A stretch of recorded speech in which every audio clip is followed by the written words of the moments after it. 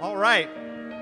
Ladies and gentlemen, let's please rise as we honor by name and year of induction those who have achieved the highest distinction in Georgia tennis, the members of the Georgia Tennis Hall of Fame.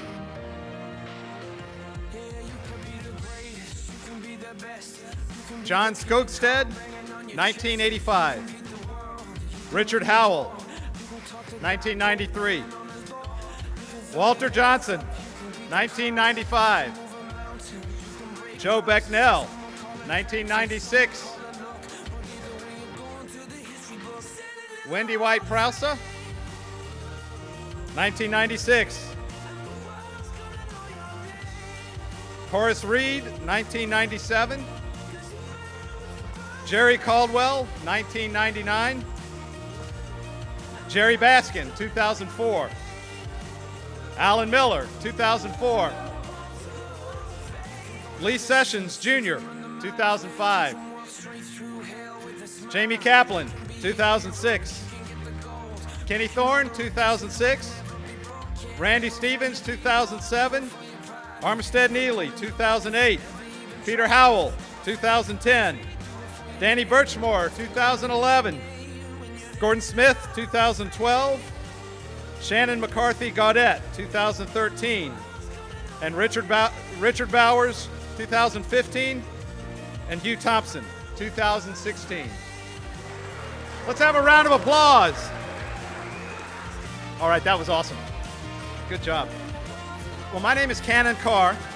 I'm chair of the Georgia Tennis Foundation, and on behalf of our presenting sponsor, Iberia Bank, and our host committee, it's my pleasure to welcome you to our induction this year for 2017. We have a packed program tonight. We're going to induct two new members, and what's special about these two members is they're more of a pure homegrown talent, and understand both of them are basically self-taught. So that adds something a little extra special for tonight. 22 members of the Hall of Fame are with us tonight to join in celebrating our two inductees. And we have over 130 people attending tonight to join in as well to celebrate this great achievement. So I'm going to turn that over to Richard Howell in just a moment, who will handle the induction. But first, I wanted to touch on three things. One is a thanks, one is a milestone, and one is an award. The thanks goes once again to Iberia Bank for being our presenting sponsor once again this year. Mark Tipton, I know you're here. If you could just stand up and let us say thank you very much.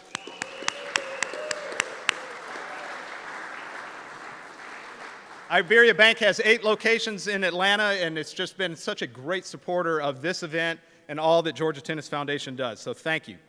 Secondly, in terms of milestone, as you know, the Georgia Tennis Foundation not only manages the Hall of Fame and museum, but it also runs summer and after-school programs for at-risk youth throughout in Atlanta, but also throughout Georgia. And we make funds and programs available to help kids be able to do more in tennis, with a life sport, not only athletically, but be able to integrate character and having great pros to work with and have mentors. But this year in particular is a meaningful event because we started in 2002, but at this point we have over 100,000 participants that we've been able to touch over 15 years that we've been involved. And that is just wonderful grassroots. And in that course of time, we have donated over $340,000, much of it thanks to people like you for making that happen. So again, a round of applause for you guys for doing that and making that happen. Our goal is to keep working that forward, to continue not only touching many kids, but be able to, with grassroots, be able to take it even higher and do more and start tracking kids year to year as we hopefully build a pipeline to feed into high schools, feed into USTA Georgia, feed into Alta. So stay tuned. We're doing a lot of interesting things, and in particular with this BP&T event, thanks to the work of several in this room, we've got some matching funds from the BP&T event to help us fund some of the after-school programs with the YMCAs. So we're very excited about that. And finally, the third thing is a special award, and I'm going to call on Gordon Smith to come up. to present this award by way of quick introduction. And it really is an honor to have Gordon here. His name is synonymous with tennis and service. And he's done so much, through the years. Many of you all know, he's from Rome, Georgia, homegrown for us, but has now developed into, not only doing much with the University of Georgia as a tennis player originally, but moving up now as executive director and chief operating officer of USTA National. And has just done so much for tennis as a volunteer and as a visionary leader. So Gordon, thank you very much for coming to give this award. Thank you, Cannon. So this is a great night, and it's great to be here to see so many of my good friends, all the way back from Horace Reed, who used to routinely beat the crap out of me, even though he's at least 1, maybe 2 years younger than me. But we don't remember any of those things, do we? In 2013, the USTA decided we needed to recognize some of the great unsung heroes of tennis, the great coaches who produce great American champions. And we started the Team USA Legendary Coach Award. And the standard is very high. Let me read it to you. This award goes to someone who has made a significant and everlasting, sounds kind of biblical, doesn't it?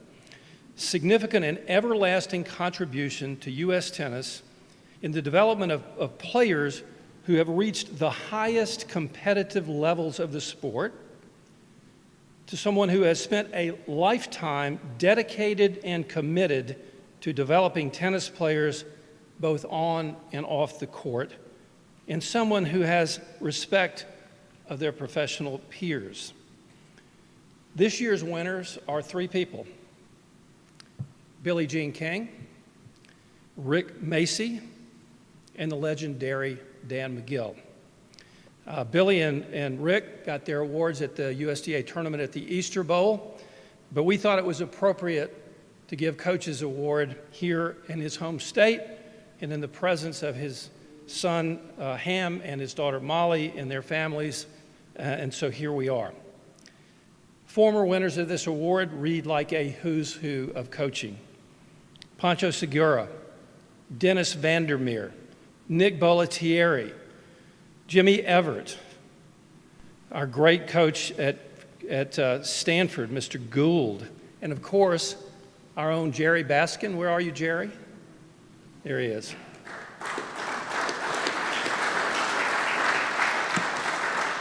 But I have to say, if anyone is deserving of this place with the greats, it's Dan McGill. You know, this is almost a story that didn't happen. Coach wasn't trained as a tennis professional. He wasn't trained as a tennis player. He was a journalist. Today we'd say he was in communications. He was the sports information director of the University of Georgia, and they needed a tennis coach, and nobody volunteered. Coach said, "I'll do it." He became the part-time tennis coach at the University of Georgia. They didn't even have the best program in the state. He took the program over. He didn't have any scholarships. He barely had a facility, and he just started working.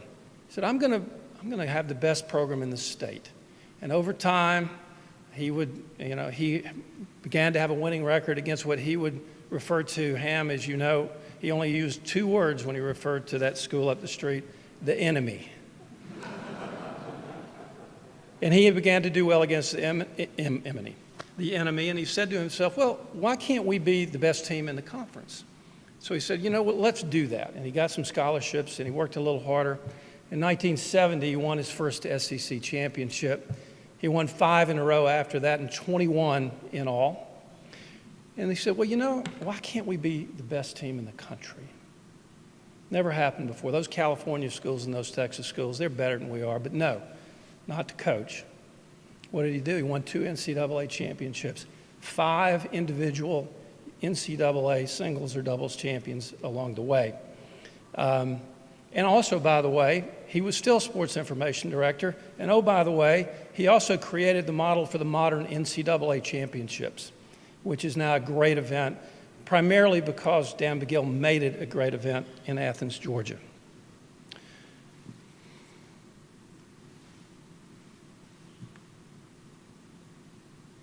Oh, I forgot to add, Many of his players, of course, went on to play professionally. He coached two great top 10 players in the world, Michael Pernfors, French Open finalist, John Isner, who's won many titles, including the Hall of Fame championships yesterday, among others. And so Coach certainly is as deserving as anybody there is on the numbers. But the numbers for Coach aren't what matters. What matters is the hundreds of young boys who came to Athens. They learned to win, they learned to compete, they learned to be men. And I'm a proxy for every one of them here tonight. And Sharon and Ham, thank you for sharing him with all of us. Most of us who spent that time in Athens consider that the best time of our lives. What was his secret? You can have a lot of words to describe Coach. He was smart, he was quick, he was witty, he was fun, he was funny, he was demanding, he was loyal. He was a little profane on occasion. The first time I ever met Coach, I was 12 years old at the Crackerland Championships, or as he would say, the Crackerland. And I was standing next to him, and he was opening up some plaques, and one of them opened up, and he had misspelled the name of Henry Field, who was the only Field ever spelled F-E-I-L-D. And they had put it on the plaque F-I-E-L-D. And I was witness to the single longest chain of profanities I've ever heard in my life. There's still some words I'm not sure I know the meaning of. But he was a unique person. So we can think of a lot of words to describe Coach McGill, but what was special about him was what you couldn't describe. Because when you went to Athens and you played for the university, you may not have been the best junior player, you may not have won a lot, you may not have understood a lot about tennis, but in the end, it wasn't about forehands and backhands or strategy. It was about how you felt when you went on the court to play for Coach and play for Georgia. You knew you were going to be better than you'd ever been before. So it was a special time, and he's a special man, and no one deserves this more than Dan McGill. So, Molly, if you and Ham would come up and take this award in his honor, thank you very much.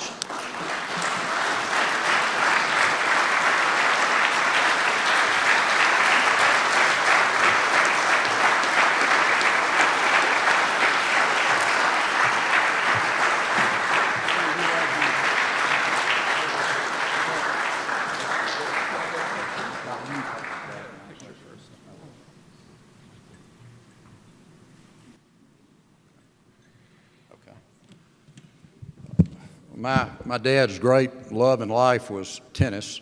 As you know, he played in tournaments till into his 90s. But even more than playing, he loved coaching. Not just the hundreds of college players that he coached at Georgia, but the many, many junior boys and girls that he got started in Athens playing tennis and encouraged and mentored over the years. So it's very meaningful that he received this prestigious coaching award. I know he'd be proud. He'd be doubly happy to have it presented by one of his former players, Gordon Smith. He used to brag about Gordon being head of the USTA. By the way, Gordon, he took full credit for that. So my sister, Sharon Brown, who could not be here tonight, and Molly, who's here, and myself are happy and honored to accept this award on our dad's behalf. Thank you.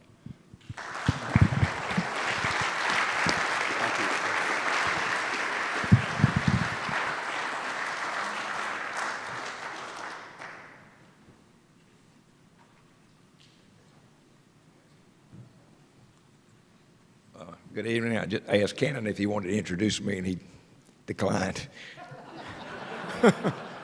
Don't blame him. I was going to compliment you, Cannon, but we'll scratch that part of it. Seriously, it's a pleasure to be here tonight. It's a great turnout of Hall of Famers, and it's really neat to have Gordon come all the way down here and give this prestigious award to Coach McGill, received by the McGill family.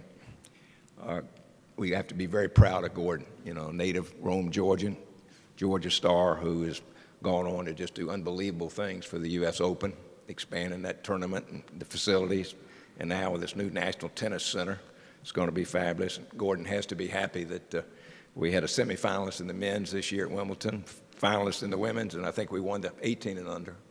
So I think great things are ahead for American tennis, and I know that's one of Gordon's many goals. Thank you.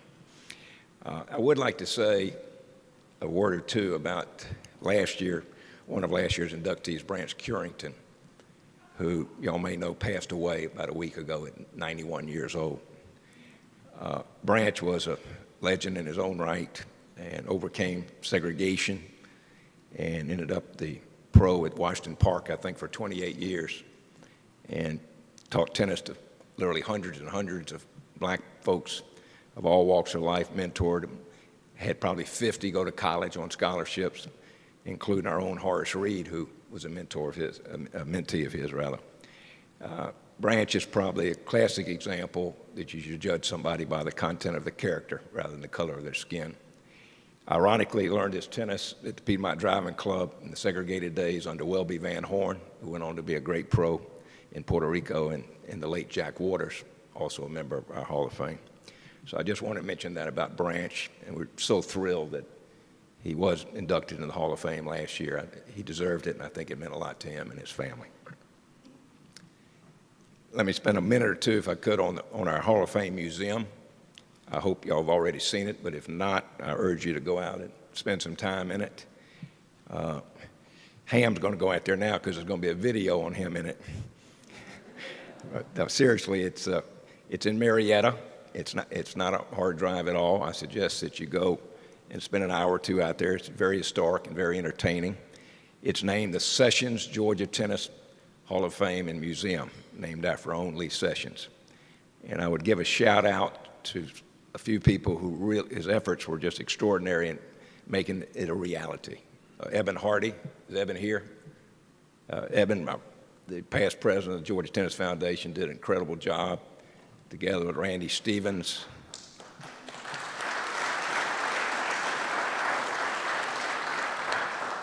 Nell Long, former executive director. Alan Miller.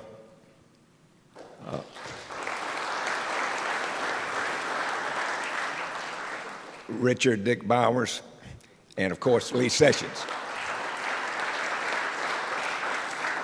Lee, as you may know, is a Marietta native, and his love for tennis and generosity is in leadership here for years and years and years. Some people say generations of leadership here, are second to none. I was going to thank my committee that's involved in the Hall of Fame Selection Committee. However, each one of them requested anonymity, given the fact we put Dick Bowers in the Hall of Fame 2 years ago.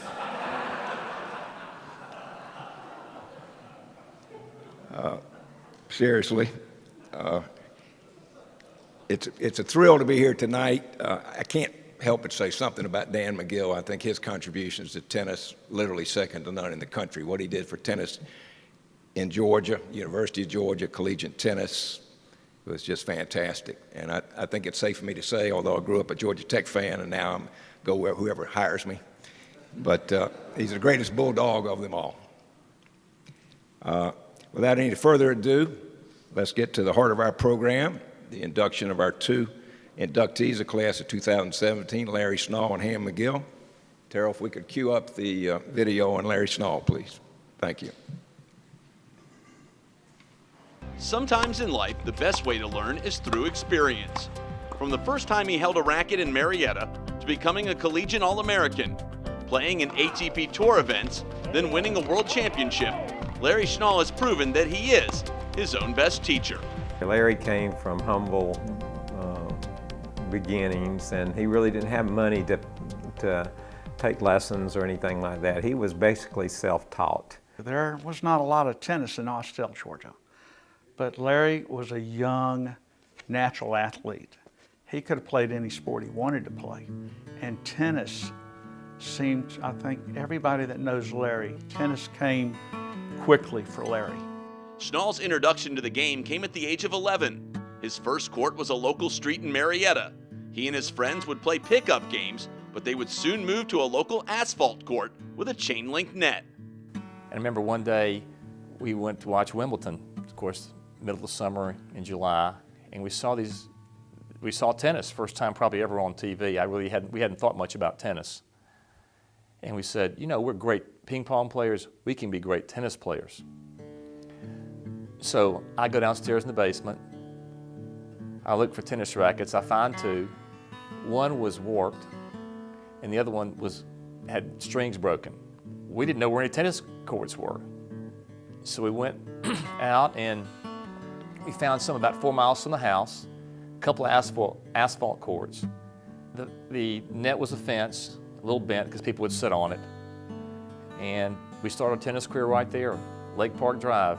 They were concrete black, and the fence was that old hard fence like you have around jails, I guess. And so when you ran into a fence, you got a pretty good lick. And then of course the nets were fit with that fence, and so your balls got tore up pretty good. Schnall never actually had a tennis lesson, but he had quick hands, fast feet, and loads of potential. He developed into a top player very quickly, and without a lot of coaching, he didn't have that opportunity until he got in college. Schnall did participate in junior tournaments, but might never have been ranked. He did find success, however, against most of the local talent. First time I met Larry was at a tennis tournament in Griffin, Georgia, and Larry was a rising junior tennis player, and I got to play him the first round in that tournament, and it was a very short round, and it didn't last very long, and I was driving back to Atlanta after about 30 minutes. While working at the Peachtree Hills Tennis Center as a junior player, Schnall was approached by a local pro seeing if he could get him a college tryout.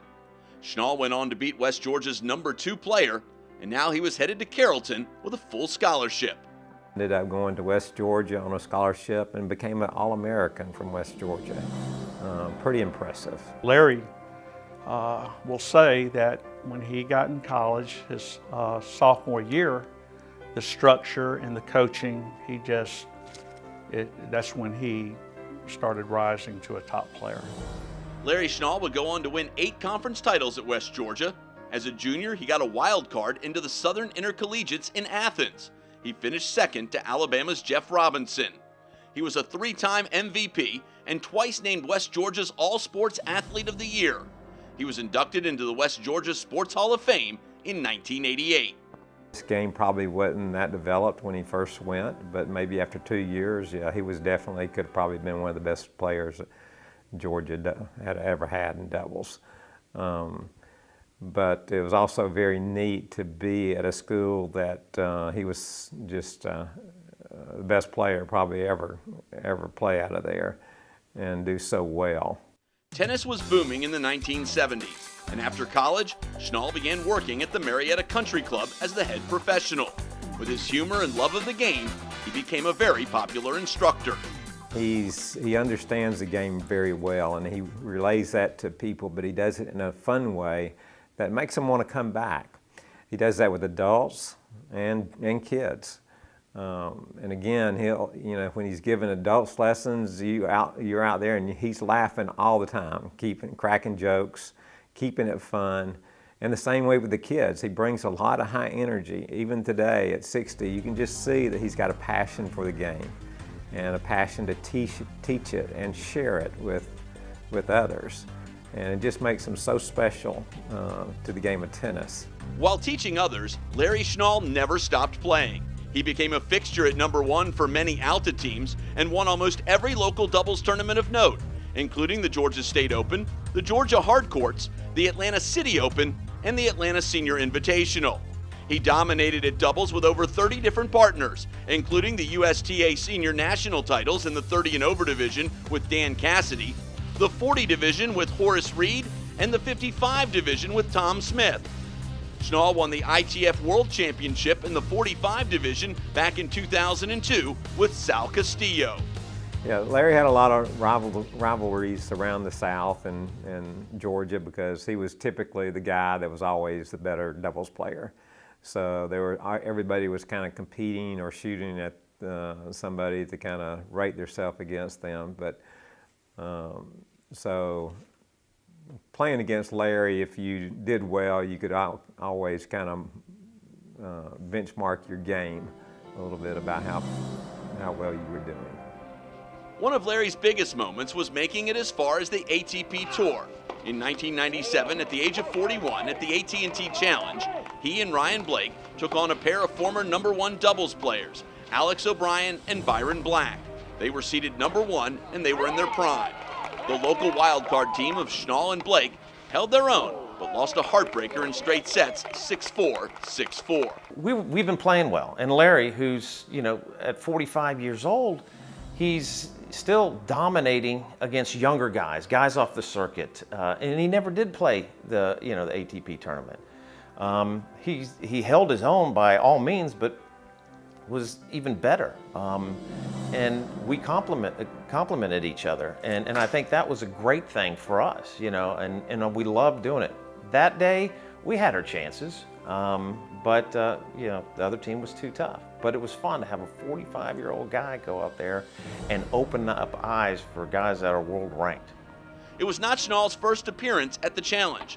In 1991, he teamed up with Dick McSween and qualified in the tournament's senior division 35 and over and defeated former world top 10 players Harold Solomon and Bob Lutz. He was an awesome doubles player. Had he gone on the tour, he thought about going on the tour, and had he gone on the tour, he would have been successful. Schnall has taught thousands his specialty of doubles. 40 years as a local teaching professional has included stops at several well-known clubs, and now the ATI Tennis Academy in Marietta, where he is the director of adult and doubles programming. In addition to teaching, he also remains active in Alta and other local tournaments. He's taught at a number of great clubs. Rivermont, where I met him, he's at Marietta Country Club. And every place that he went, he had what I would say is a following. He touched a lot of people. He's a great ambassador for the sport, teaching tennis, his coaching abilities. He's directed fine tennis facilities, the finest tennis facilities. And all along with that, he's always loved playing in tournaments and competing. To this day, he competes. Congratulations to Larry Schnall, a 2017 inductee into the Georgia Tennis Hall of Fame.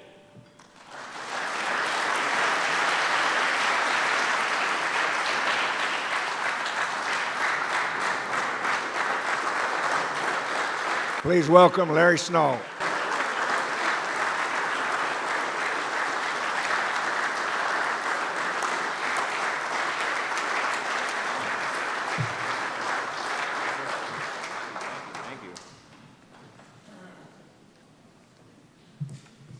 Thank you, Richard. I can't tell you how excited I am to be here tonight to share this moment with family and friends.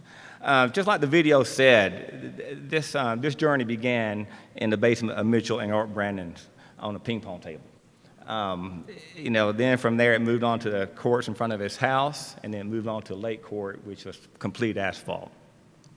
And to this day, I dominated Mitchell. I know you're back there, but Mitchell will deny that I dominated in all 3 locations, I promise you.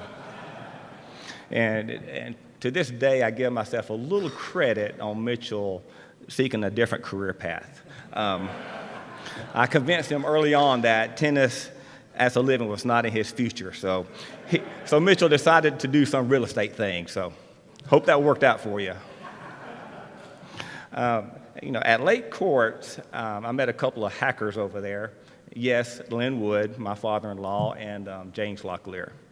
But it was, some 37 years ago, I made Lynn Wood the happiest guy in Smyrna by marrying his daughter. And he'll probably deny that as well, so. But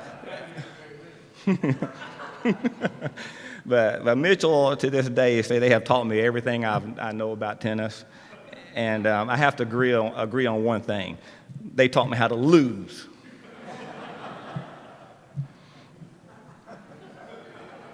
So they did teach me something anyway. But you know, as a junior player, I did play some junior tournaments, and I was working over at Peachtree Hills under tennis director Fred Klauser, and that's a name of the past. I know some of you guys know who that is. But Longy Vickers, one of the pros, approached me and said, "Do you have any plans after high school? What do you want to do?" I said, "I don't know." He says, "You want to play college tennis?" And I just going, "Sure, where?" So anyway, he got me an interview with Coach Tom Lemmy over at West Georgia, and went over there, tried out for their team, and ended up staying there for 4 years. After a pretty successful doubles or college career, I decided to go into teaching part of tennis. I worked with some great people. Jerry Baskins. I think he still calls me Cobb County's biggest disappointment, if I'm not mistaken. And that's a high honor from Jerry. I worked with Greg Grover and Woody Hobbitzel, Pride Evans and Joe Becknell, and Bill Kopecki over at Rivermont. And speaking of Big Bill, I have to share this because I beat Bill in an Alta match 35 years ago, I think it was. He gave me this Mickey Mouse can of balls and said, "This is for your Mickey Mouse game, Chanel." This can has been with me for 35 years in my bag. And it's unopened. It probably needs to be in the museum, to be honest with you. But that's what Big Bill gave me after an Alta match. Just had to share that. But it's amazing to me that, pardon me? Oh, yes. It's amazing to me the juniors that came out of Rivermont over there. I taught the McCarthy twins. They came out of Rivermont. Robbie Sony, Jim Childs. And who would have thought that a kid that I taught when he was 10 years old would be my partner as of today in the Open and in the seniors, Ryan Blake. So I think I just dated myself on that one. Even though I played a lot of singles after college, my passion in doubles really started to grow during the Sachs Codell era. And my success in doubles, they could not happen without great partners that I won titles with. And I would like to recognize just a handful of them as we're standing here. Started off with Lee Frozian, Sue Haddon, Betsy Butler, Ann Etheridge, Joanne Russell, Virginia Causey, Danny Carlson, Speedy Gilstrap, Dick McSween, Dave Oberstein, Paul Groth, Horace Reed, Tom Smith, Sal Castillo, Pat Childs, Dan Cassidy, Scott Nichols, Frank Caruso, Stephen Holmes, Sam Stovall, Teeny Prinsloo, Ryan Blake, yes, Mitchell. Believe it or not, John Callan. I won a tournament with him, hardest tournament ever. I know he's not here tonight to defend himself, but won a tournament.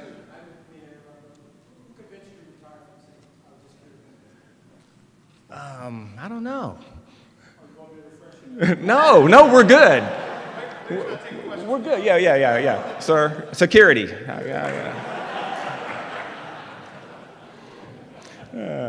But one with my father-in-law, Lynn, once, and my wife, Tammy, definitely once.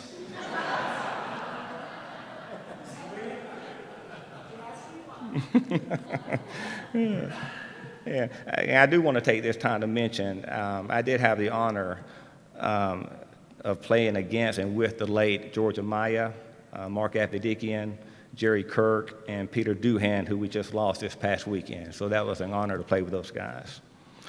I want to thank all my students over the years. You know, hopefully they walked away with a little bit of knowledge and had some fun doing it. I definitely want to thank John and Randy Stevens for the many wins over my career that has helped me get where I am today. Randy, keep up the good work, buddy. And tennis is a sport that has allowed me to travel, compete, and meet many great lifelong friends. And for this, I am very grateful for. This journey is still continuing, just at a little slower pace and with grandkids, of course. And I have to get a shout out to my little grandson, Barron, who's running right here somewhere. But anyway, he was in a diaper at 1.5 hitting tennis balls to me. And At 3 years old, we had a 29-ball rally, and just 2 weeks ago, we actually had a 68-ball rally. Guess who screwed up the 69th one? I did. So anyway, in closing, I want to congratulate Ham for his induction to the Hall of Fame. Oh. I want to thank everyone for attending here tonight. I want to thank all the Hall of Fame members for sharing this evening with me. I want to thank the Georgia Tennis Foundation for this award. It means a lot to me. And to my family and friends for sharing this special night, for coming out. And to me, the best thing about being inducted into the Hall of Fame is it will always give my friends, my family, and my grandkids somewhere to go see not only what I did in attendance, but all the Hall of Fame inductees. And I think that's pretty special. And on that note, I will leave you with a quote from my grandson, "I'm done." So, thank you, everyone.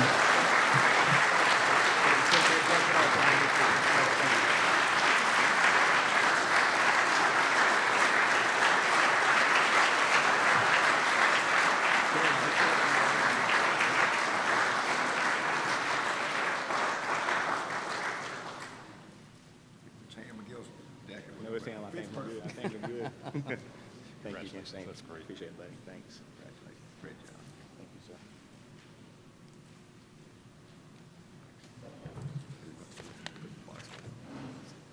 Actually, this might go in the box. I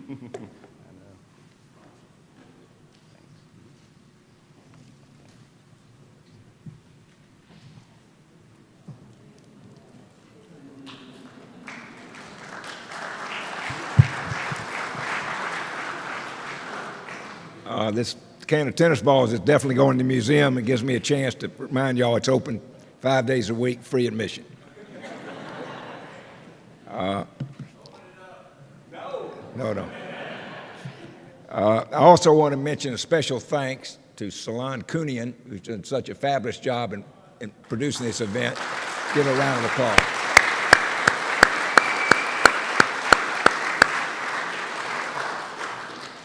Okay, if we could cue up the video on Ham McGill, please. It's not often someone can achieve national status as a junior player, attend one of the nation's most elite universities, go on to a successful career outside the game, and then return to the courts to win a state championship. But then again, there's only one Ham McGill. That level of success with the tennis and then something else again is remarkable. It doesn't happen that often, sort of a scholar athlete. It doesn't happen that often, and it's really, I think, a remarkable achievement what he's done. You're not going to find a combination of a better player and a better person than we've got in Ham McGill. Daniel Hamilton Ham McGill learned the game of tennis from his father, Dan, the legendary tennis coach at the University of Georgia. Dan couldn't have taken an athlete with no talent and turned him into a Ham McGill. He just so happened that it was a confluence of, a fortuitous confluence of circumstances where you had a father who was a great coach and teacher and a student who had great talent and was smart and understood what he was being taught and was able to execute. Interestingly, I met Ham on court 1 at Bitsy Grant Tennis Center when I was a little boy in 1956. We played an early round match, and I was just turned 8 years old. Ham was 11. And somehow, it was before the tiebreaker days, and somehow I won the first set 11-9. Was thrilled with myself, and Bitsy Grant was kind of newly open, and the Railbirds, as we used to call them, told me to come on up and have a Coke. So I went up, had a Coke, and we had a break. And I didn't notice, but Ham was over in the corner, about 50 feet away from me, with an adult man who turned out to be the legendary Coach Dan McGill. When we returned to the court, I lost 6-1, 6-1. So obviously, while I was enjoying the adulation of the Railbirds, Ham was getting some good coaching from his dad. In 1960, at the age of 15, McGill was the top-ranked player in the state, as well as the South, plus the number 3 ranked player in the country. He was a slender baseline force with a dominating backhand and only lost 3 times, all to the number 1 player in the nation, Canadian-born Florida resident Mike Belkin. Ham's backhand was just breathtaking. This big, sweeping, powerful, crushing backhand. I've never seen anything like it. He only lost 3 matches in 10 tournaments, all to the same person who was the national champion, Mike Belkin. And he lost in a 3-set battle in the semifinals to Belkin, or he probably would have won the national championship. McGill would then team up with his father, and the two would go on to win 5 Southern Open father-son doubles titles. Dan and Ham got along well on the court and off the court, and he always showed a lot of respect for his father, but at the same time, Ham has got a great sense of humor, and his father had a great sense of humor, so I think they probably could laugh at each other once in a while. As good as McGill was on the court, he was just as strong in the classroom. In 9th grade, he left Athens to attend the prestigious Choate School in Wallingford, Connecticut, the same institution that educated President John F. Kennedy. There, he would play #1 singles for 4 years and win the Eastern Interscholastics Championship. He was later elected class president and would deliver the commencement address his senior year. I feel like Ham was sort of a star on campus right from the beginning. He was such a wonderful player. We had the 2 top doubles teams from the year before, and yet Ham kind of rose right to the top very, very early on. Despite going to Choate, which is a great school, obviously, but despite being in a cold weather climate, he continued, to be an excellent junior player. In fact, won the Eastern Interscholastics Championship, which is a real big tournament. After the Choate School, McGill would head to the Ivy League and attend Princeton University. With his stellar academic background, he started college as a sophomore, making him eligible to play varsity sports in his first year. He played #5 singles on the famous Princeton team that went to Florida and ended Miami's NCAA all-sports record 137-match winning streak. McGill's singles victory at #5 helped seal the upset. Well, first, that was the longest streak in college tennis. So that's #1. #2, we came out of the Northeast where we didn't play tennis.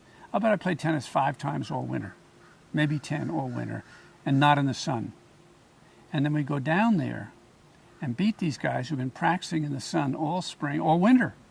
To beat them was really a remarkable, remarkable thing. And Ham, he was a sophomore, a young player, and he, won in 3 sets. It was a critical match. So I can remember driving down to the Keys that night, and we were so excited. We were just over the moon, and it came on the radio that Princeton had ended their streak. I mean, we were just thrilled. So it was a great moment for all of us. 2 years later, as a senior, McGill won at Miami again, this time upsetting Jaime Fillo, Miami's top player. Fillo would become a world top 15 player and a member of Chile's Davis Cup team. When Princeton went down to play the University of Miami, Jaime Fillo was on the team, and he was Ham's opponent, and Ham won. Ham beat him. And Jaime Fillo went on to become number 14 in the world. I think rose to being number 14 in the world. That was one of Ham's great victories. Dan, Ham's father, would say that was Ham's greatest victory. After his senior season, McGill came home to win the 1966 Georgia State Open at the Bitsy Grant Tennis Center, where he defeated Georgia Tech All-American Wally Johnson. He actually pretty much put the racket down after winning the state men's open championship, defeating Georgia Tech All-American Wally Johnson in the finals and a couple other great players on the way to winning that title. After college, McGill stepped away from the game for a while as he went to medical school and then started his career as a cardiologist. McGill would be a member of the Athens Cardiology Group for 33 years and performed the first cardiac catheterization in Athens. At that time, you played tennis for a while and then you got out unless you were one of the greats. And that's what Ham did. And he not only got out, he had a career that surpassed his tennis career. It was a really remarkable career he had. So, I mean, I'm very, very proud of that accomplishment. I mean, he just was a terrific, terrific person, very smart, no arrogance, and just so much fun. I can't tell you how much fun we had with him.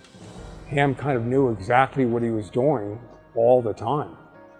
When he was 15, I feel like he knew he wanted to be a doctor. He just knew what he wanted to do, and he did it. McGill would eventually return to the court and not miss a step. In 1983, with only a month of practice, he won the state title in the 35 and over age group. We got to play in little tennis again when he was about 35, and he picked it back up just magically overnight and was still so tough. I've said many times that two of the greatest attributes that he got from his father were his wit and his competitiveness, because he's the consummate competitor. Although his competitive tournament career spanned about 15 years, McGill was a dominant force on the court and forged many relationships that still exist today. Now in retirement, he started to pick up the game again. He's been playing for fun on a regular basis, and you never know what could be next. Yes, he had a lot of success on the tennis court. He won a lot of tennis matches, but he also brought a lot of distinction to the game just by the kind of person he is and the accomplishments that he's had in life. He's well deserved to get in the Hall of Fame of tennis. He's probably well deserved to get in the Hall of Fame of cardiology, but he's a better guy than he is both those two things. Congratulations to Ham McGill, a 2017 inductee into the Georgia Tennis Hall of Fame.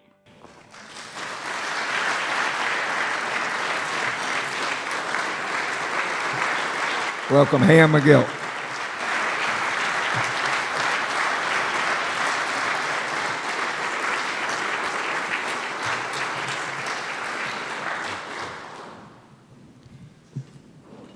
First of all, I'd like to thank the people who appeared in my video for those well-deserved remarks. The inductee is allowed to pick the folks talking about him, and then their comments are heavily edited. So the picture that is painted is not necessarily an altogether accurate one. But hey, I'm not complaining. I'd like to especially thank my old college roommate, John Bittner, for flying down from Boston today. Our hero at Princeton was Bill Bradley, the basketball player. Bradley was one of those guys who was born an adult. He was 20 going on 50. John and I, on the contrary, were 20 going on 12. If John had told the whole truth and nothing but the truth in the video, I'm sure my Hall of Fame invitation would have been rescinded. So thanks, John, for not being completely forthcoming. The last Tennis Hall of Fame ceremony I attended was the Intercollegiate Hall of Fame affair in Athens a couple of months ago. One of the reasons I went was to get some ideas about what I should say tonight. The most entertaining speaker was Nick Bollettieri. Nick's 85 years old. Of all his accomplishments, he seemed most proud of the fact that he's had 8 wives.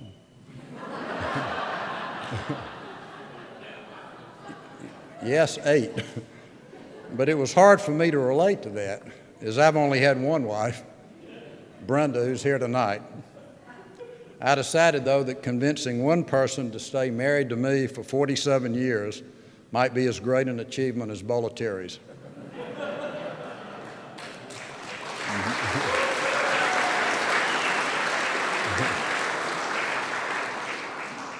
Seriously, it's a great honor to be elected to the Georgia State Tennis Hall of Fame. I recently looked up the list of current members, and there are some heavy hitters, from Bitsy Grant and Crawford Henry to Al Parker and Michael Pernfors. I must admit I felt somewhat out of place until I saw that my old 13 and under doubles partner, whom I carried to victory on many an occasion, one Richard Updike Sherman Howell, is also a member, and then I didn't feel quite so undeserving. My tennis career can be divided into 2 phases. Phase 1, and the reason I'm here tonight, I suppose, lasted from about 9 or 10 to age 21, when I played in junior tournaments and in college. The person to whom I'm most indebted, who introduced me to tennis, taught me how to play, drove me to junior tournaments, who was really my only coach, was of course my dad. His strength was not fundamentals, how to grip the racket, for example. As has been well chronicled, he was initially a table tennis or ping pong champion. So when he took up tennis, he gripped the racket at the throat. That's why he chopped or sliced all his shots. But what he lacked in fundamentals, he made up for with his unparalleled competitiveness. There's a lot of difference, as most of you know, between hitting buckets of balls and winning points, much less winning sets or matches. And my dad taught me how to compete and what it took to win. He was also a very charismatic fellow. Like Tom Sawyer painting the fence, or whatever he was doing, you wanted to do. If he felt that playing tennis every day was a noble endeavor, then you did too. We played a lot of father-son doubles tournaments together. Early on, when he was the better player, he would put me in the alley and hit all the balls. And later, when the roles were reversed, I put him in the alley and took all the balls.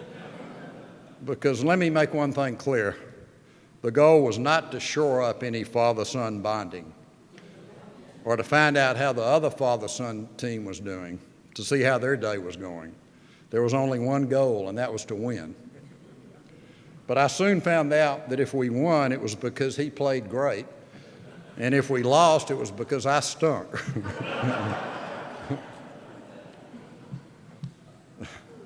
My main sparring partner back then was Henry Field, F-E-I-L-D.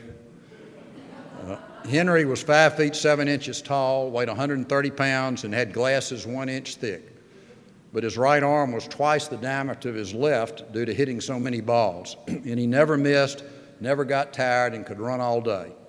We played set after set every afternoon in the hot summer sun in Athens. When I began playing in junior tournaments, I discovered that no one was as tough as Henry. So tournament tennis was a piece of cake. Henry went on to play #1 singles at Georgia. He was tragically killed in a car accident at a young age. The stadium at Georgia is named after him. The whole complex much later was named the Dan McGill Tennis Complex, but the stadium, at my dad's insistence, is still called Henry Field Stadium. After my dad and Henry, my other fond memory of tennis in the late 50s and 60s involved the Howell family. When I played in tournaments at Bitsy Grant in Atlanta, I would always stay with the Howells, and when their clan would come to Athens to play in the Crackerland, Richard would stay with us. Even at age 7 or 8, Richard could talk nonstop and would entertain my mother, following her around the house, reciting the batting averages and earned run averages of all the Major League Baseball players. So his famous gift for gab is not a skill he developed late in life. He was apparently born with this attribute. All the Howells, from Arthur to Jimbo, had strong personalities, but the strongest by far, without any question, was Carrie's. The Howells are definitely a matriarchy. For some reason, Carrie, or Mrs. Howell, as I called her then, seemed to like me. But I always tread softly and chose my words carefully when in her presence, lest I say or do something that might disappoint her. From age 21 to 65, I played very little tennis as I was too busy studying or practicing cardiology, except for the occasional 35 or 40 and over indoor tournament that my dad put on in Athens every December. I do remember one of those matches, though. I arrived from work with my rackets and shoes, but had forgotten to pack a jockstrap. So I called Brenda and asked her to bring me one. Mind you, I have 2 daughters, but no son, so I doubt Brenda knew what a jockstrap was. Anyway, she couldn't find one, so she stopped by Bulldog Sporting Goods on the way to the courts and was standing at the jockstrap pile, holding them up, small, medium, large. When Terry Smart, the assistant manager at the time, came over and said, "Ms. McGill, we sell them by waist size."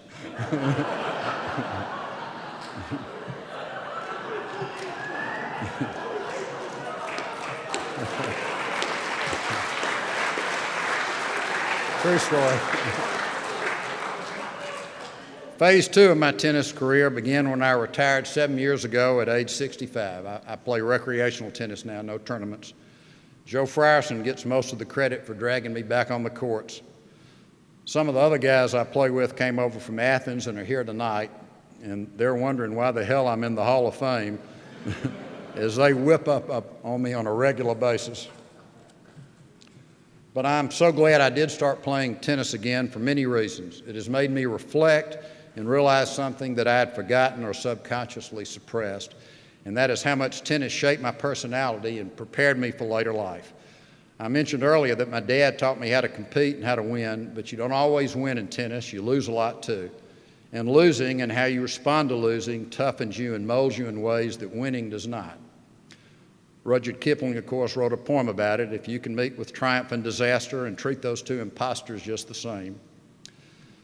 So I feel honored to have been elected to the Georgia State Tennis Hall of Fame and to join a group of men and women, many of whom were champion players, but all of whom I'm sure love tennis as I do and had their lives altered by tennis for the better, as mine has been. Thank you.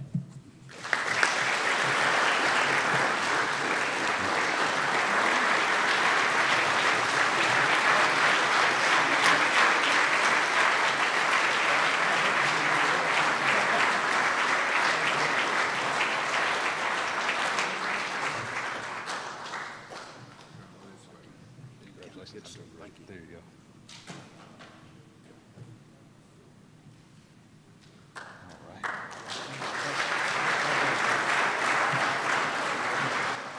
Can I have 15 minutes of rebuttal, please? No, now Ken and Carl will have some closing remarks. Thank you, Richard, for that kind introduction. Well, tonight we added 2 new legends to the Tennis Hall of Fame in Georgia, and we celebrated a legendary coach as well. So congratulations to Larry. Congratulations to Ham on your induction tonight. It is really fabulous. You joined a great group of people. And congratulations on to the McGill family, Molly and Ham, for the recognition for your father. He was a legendary coach.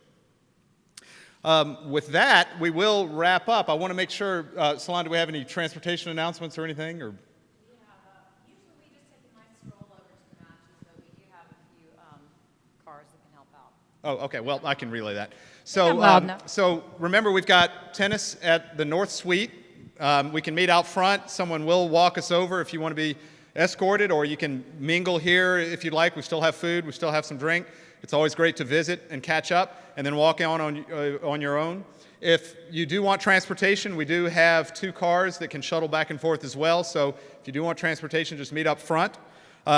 And with that, let me just say a couple thank yous again. Thank you to Iberia Bank for making tonight possible as our presenting sponsor.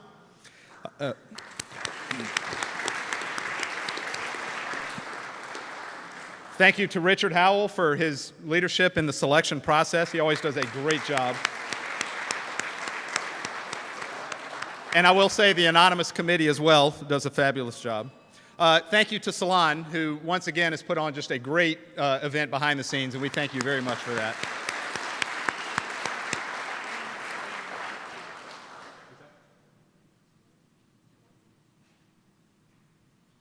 Oh, okay.